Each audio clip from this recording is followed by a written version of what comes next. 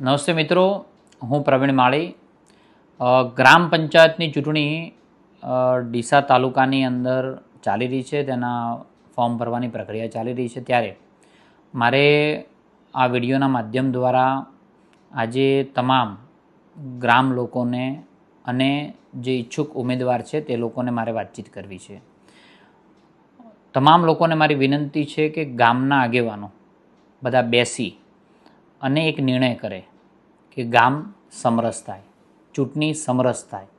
તે માટે રાજ્ય સરકારે એના માટે ગ્રાન્ટની વ્યવસ્થાઓ કરેલી છે કે જે ગ્રામ પંચાયતો સમરસ થાય એના માટે સરકાર એના વિકાસના કામમાં પૈસા આપતી હોય છે.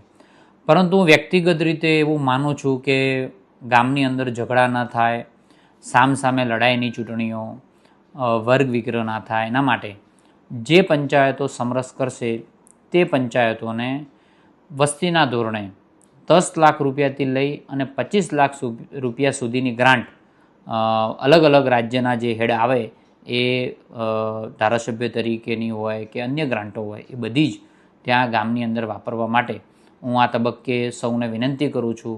આ ગ્રાન્ટ આપણા વિકાસમાં વપરાય અને ગામ લોકોની એકતા જળવાઈ રહે એના માટે સમરસ કરવા માટે સૌને લાગણીસભર વિનંતી કરું છું.